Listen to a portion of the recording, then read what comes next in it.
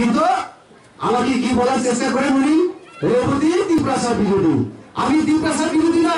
তিপ্রাসা যদি বিরোধী হতাম তাহলে পার্লামেন্টে দাঁড়িয়ে এডিসির জন্য যে 50টা সিটের আমি দাবি করলাম এবং ক্ষমতা দেওয়ার কথা বললাম, আগর কলেজে মেডিকেল কলেজের কথা বললাম এবং এই যে কালচারাল একাডেমি করার কথা আমরা বলছি, কেন আমি বললাম সেটা? এটা কি তিপ্রাসা বিরোধী না বাঙালি বিরোধী কথা কোনটা? আমি সবার জন্য কথা বলেছি। তাতে তিপ্রাসার লাভ হবে, আমার ত্রিপুরা রাজ্যের আম জনতার লাভ হবে। এটা হচ্ছে সরকার সাথে চিন্তাধারা। আর উনি খালি তিপ্রাসা তিপ্রাসা। তো তিপ্রাসা পাতালকন্যা এক সময় বলেছিলেন রাজনীতি মানে বুথ দেবেন না, বুথ দেবেন না।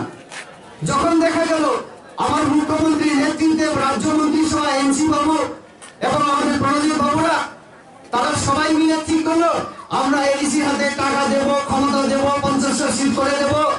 তখন পাতালকন্যার মাথা মানে গরম হয়ে গেল, বললো আমি তো ভুল করলাম, তাহলে রাজনীতিতে কোনোদিন যাবো না, ইলেকশনে দাঁড়াবো না।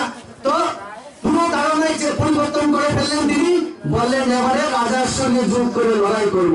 পরে আবার ঝগড়া জাতি হয়ে ওই খাঞ্চা হলো না, এখন আলাদা আলাদা করে কেউ টিএসপি নাম দিয়ে, কেউ অমুক নাম দিয়ে, কেউ ওই কি আনারস, কেউ বিভিন্ন নাম দিয়ে এখন দাঁড়াতে শুরু করলো।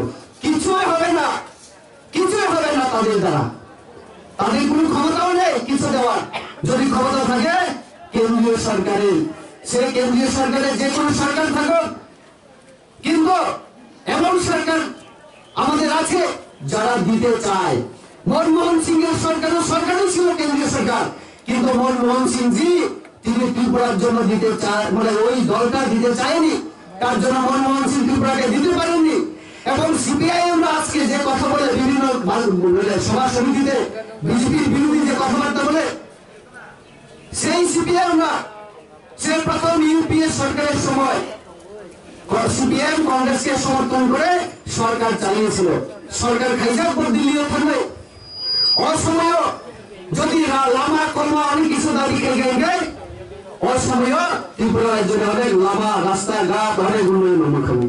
কিন্তু সেই সময় সিপিএমরা বলতো কি বলতো যে মনমোহন সিং প্রধানমন্ত্রী হলেও আসল ক্ষমতা নাকি সিপিআইএম এর হাতে ছিল, কারণ সংখ্যাগরিষ্ঠ ছিল না।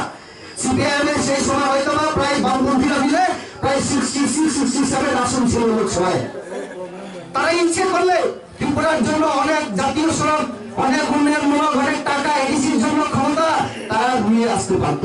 কিন্তু বিলিয়া রুলিয়া মালিয়া, কিন্তু আমাদের এই সরকার আসার পরে এখন ভিলেজ কাউন্সিলের হাতে এফএফসি যারা পঞ্চায়েত চালান আপনারা, ফিলিপিন ফাইন্যান্স কমিশনের মাধ্যমে আমরা টাকা দিচ্ছি। গ্রাম উন্নয়ন শুরু থেকে ভিলেজ কাউন্সিল হলো। আগামী দিনে টাউন কমিটিও নাই।